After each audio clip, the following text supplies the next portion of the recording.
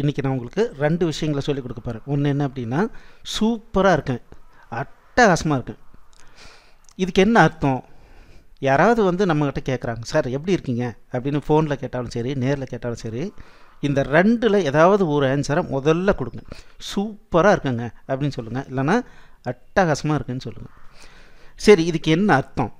இந்த 2 விதமான பதிலுக்கும் என்ன அர்த்தம் அப்படின்னா, ரொம்ப ரொம்ப சிம்பிளுங்க. இந்த உலகத்தில் 2 விஷயங்களை இந்த பிரபஞ்சம் ஈக்குவலாக கொடுக்குது. ஒன்று என்னென்னா, எல்லாருக்கும் 24 மணி நேரம் தான். இன்னொன்று, எல்லாருக்கும் எல்லா எக்ஸ்பீரியன்ஸும் கண்டிப்பாக வந்தே ஆகும். சந்தோஷமோ துக்கமோ கண்டிப்பாக எல்லாருக்கும் ஈக்குவல் தான். இதில் புத்திசாலி, ஏழை, பணக்காரன் இது எந்த விதமான பேதமும் கிடையாது. ஒரு நாள் ஒருத்தன் சந்தோஷமாக இருந்தால் இன்னொரு நாள் ஏதோ ஒரு காரணத்தை பிடிச்சிக்கிட்டு துக்கத்தில் தான் இருப்பான். அதே மாதிரி எல்லாருக்கும் ஒரே மாதிரியான 24 மணி நேரம் தான் டைமு. அப்போது இந்த ரெண்டு விஷயத்தை பற்றியும் நம்ம சொல்லும்போது நம்ம என்ன சொல்லுறோம் அப்படின்னா, சூப்பராக இருக்கேன், அட்டகாசமாக இருக்கேன் அப்படின்னு சொல்கிறதுக்கு என்ன காரணம்னா, நான் எது வந்தாலும் ஏற்றுக்க தயாராக இருக்கேன். ஏன்னா இயற்கையினுடைய விளையாட்டே அதுதான். நம்ம அதனுடைய ஒரு பார்ட்டு. அது சந்தோஷம் வந்தால் சந்தோஷமாக இருப்பேன், துக்கம் வந்தால் துக்கமாக இருப்பேன். அப்படின்னா நான் எப்போவுமே சூப்பராக தான் இருக்கேன், எப்போவுமே அட்டகாசமாக தான் இருக்கேன். இவ்வளோ தான் வித்தியாசம். சரி, இதை யார் கேட்க போகிறாங்க? முதல்ல நண்பர்கள் கேட்பாங்க. உண்மையாலுமே அக்கறை இருக்கிறவங்க எப்படிங்க இருக்கிறீங்கன்னு கேட்கும்போது, சூப்பராக இருக்குங்க, அட்டகாசமாக இருக்கேன் அப்படின்னா அவங்களுக்கு ஒரு பாசிட்டிவ் எனர்ஜி கிடைக்கும். சூப்பரா, இந்த மாதிரி ஆள் தான் நமக்கு ஃப்ரெண்டாக வேணும் அப்படின்னு நினைப்பாங்க. இன்னும் சொல்லப்போனால், ஏதாவது ஒரு பிஸ்னஸ் அவங்க பண்ணுறாங்க, ஏதாவது ஒரு ஹெல்ப் அவங்களுக்கு தேவைப்படுது அப்படின்னா நம்மளை அவங்க நம்பி கூட்டிகிட்டு போவாங்க. ஒருவேளை நமக்கும் அதில் மிகப்பெரிய ஆப்பர்ச்சுனிட்டி கிடைக்கிறதுக்கும் வாய்ப்பு இருக்குது. ஏன்னா அழுது சோகமாக இருக்கிறவனை யாருமே விரும்புறது இல்லை. அப்போது நண்பர்கள் நல்ல எண்ணத்தோடு கூப்பிடுறவங்க இந்த மாதிரி நீங்கள் பேசணும் அப்படின்னா கண்டிப்பாக பாசிட்டிவாக மோட்டிவேட் ஆவாங்க. நமக்கு தான் ஃபஸ்ட்டு ப்ரிஃபரன்ஸ் கொடுப்பாங்க. ரைட்டு. 2வது, எதிரிகள். என்றைக்கோ ஒரு நாள் ஒருத்தர் சொல்லியிருப்பார், சார் இங்கே நிற்காதீங்க, அங்கே நில்லுங்க அப்படின்னு. நீங்கள் சொல்லியிருப்பீங்க, இல்லைங்க இங்கேயே கம்ஃபர்டபுளாக தான் இருக்குதுன்னு சொல்லியிருப்பீங்க. அவ்வளோதான். நீங்கள் இதை சொல்லி பல வருஷம் ஆகிருக்கும். ஆனால் அவன் பார்த்துக்கிட்டே இருப்பான். நான் இன்றைக்கி சொன்னதை நீ கேட்கல, இல்லை நீ கண்டிப்பாக அழிவ. நீ அழியும் போது நான் வந்து சொல்லுவேன், நான் அன்னைக்கே சொன்னேன், நீ அங்கே நிற்கக்கூடாது, இந்த பக்கம் நில்லுன்னு நான் சொன்னேன், நீ கேட்கல, அதனால தான் நீ அழிஞ்சிட்ட அப்படின்னு சொல்லணுங்கிறதுக்காகவே பார்த்துக்கிட்டே இருப்பாங்க.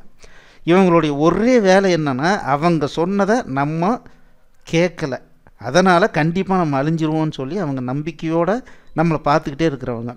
அவங்கக்கிட்ட இந்த மாதிரி சொன்னோம்னா புஷ்ஷுன்னு ஆயிடுவாங்க. அடப்போடா இன்னொரு நாள் பார்த்துக்கலாம் அப்படின்னு சொல்லிட்டு போயிடுவாங்க. இல்லைனா வளன்னு பேசிகிட்டு இருப்பாங்க. அடுத்தது, வியாபாரிகள். இந்த உலகத்தில் யாருக்குமே அடுத்தவங்களை காப்பாற்றுறதுக்கு டைம் இல்லை. அவங்கவங்க பிழைக்கிறதே இன்றைக்கி மிகப்பெரும் பாடாக இருக்குது. அப்படின்னா இந்த 2 பேரை தவிர யாராவது ஒருத்தர் நம்மக்கிட்ட வந்து அக்கறையாக எப்படிங்க இருக்கிறீங்க அப்படின்னு கேட்குறாருனா நிச்சயமாக ஒரு வியாபாரியாக தான் இருக்கும். இன்னும் சொல்லப்போனால், யார் அழிஞ்சிக்கிட்டு இருக்கிறாங்களோ அவனை தான் டார்கெட் பண்ணுவாங்க. சப்போஸ் ஒரு வியாபாரி இன்றைக்கி வந்து எக்ஸ்பெக்டட் ப்ராஃபிட் வரலன்னு வச்சிங்களேன், எப்படிங்க இருக்கீங்கன்னா, இல்லைப்பா எதிர்பார்த்த லாபம் இல்லை அப்படின்னா போதும், வாங்க நான் சொல்கிற சாமியை கும்பிடுங்க, இல்லை இந்த சாமியாரை பாருங்கள், உங்கள் ஜாதகத்தை எடுத்துகிட்டு வாங்க பாருங்கள், தான் அங்கே அந்த பரிகாரம் இருக்குது, இந்த பரிகாரம் இருக்குது, எதையாவது ஒன்று சொல்லி யார் அழிஞ்சிக்கிட்டு இருக்காங்களோ அவங்கக்கிட்ட தான் வியாபாரத்தையே பண்ணுறதுக்கு இன்றைக்கி எல்லாருமே தயாராக இருக்காங்க. அவ்வளோ ஏங்க, நீங்கள் ஹாஸ்பிட்டலில் போய் நீங்கள் சேர்ந்துட்டிங்கன்னா நீங்கள் எந்த அளவுக்கு கஷ்டப்படுறீங்களோ அதை பற்றி கவலையே பட மாட்டாங்க. சார் இன்னும் 6 மணி நேரத்தில் வந்து இந்த ஆப்ரேஷன் பண்ணணும், இல்லைனா ஆள் முடிஞ்சிடுவார், எங்களை வந்து அதுக்கப்புறம் கேட்காதீங்க அப்படின்னு சொல்லுவார். நீங்கள் இதே திருப்பி கேட்டிங்கன்னு வச்சுங்களேன், 6 மணி நேரத்துக்குள்ளார பண்ணால் கண்டிப்பாக பொழைச்சிருவாருங்களா அப்படின்னா அதுவும் நாங்கள் சொல்ல முடியாதுங்க, எங்களால் பெஸ்ட்டை தான் பண்ணுவோம் அப்படின்னு தான் சொல்லுவாங்க. இன்னும் சொல்லப்போனால், ஹாஸ்பிட்டலில் ஆப்ரேஷன் பண்ணும்போது இறந்துட்டா கூட இவ்வளோ பணம் கொடுத்துட்டு பாடி எடுத்துகிட்டு போங்கன்னு தான் சொல்லுவாங்க. அதே பார்த்திங்கன்னா, வெளியே வந்துட்டாங்க, ஒருத்தர் இறந்தே போயிட்டார், வெளியே வந்துட்டோன்னு வச்சிங்களேன், ஒரு டாக்ஸி கூட சாதாரணமாக 500 கேட்குறவன் அந்த டைமில் தான் 5000 கேட்பான். கேட்டால் இதை தூக்கிட்டு போனோம்னா அதாகிடும் இதாகிடும், நாங்கள் கழுவணும், அதை பண்ணணும் இதை பண்ணணும், ஏதேதோ சொல்லுவாங்க. மொத்தத்தில் யார் கஷ்டத்தில் இருக்காங்களோ அவங்கள டார்கெட் வச்சு சம்பாதிக்கிறதுக்குன்னே மிகப்பெரிய கூட்டம் இன்றைக்கி சுற்றிக்கிட்டு இருக்காங்க.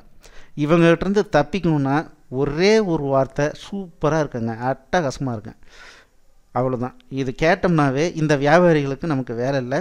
அதனால் அடுத்த முறை யார் நேரில் கேட்டாலும் சரி, யார் ஃபோனில் பேசினாலும் சரி, முதல்ல நீங்கள் சொல்ல வேண்டியது இந்த ரெண்டில் ஒன்றே ஒன்று தான், சூப்பராக இருக்கேன், இல்லைனா அட்டகாசமாக இருக்கேன். நன்றி.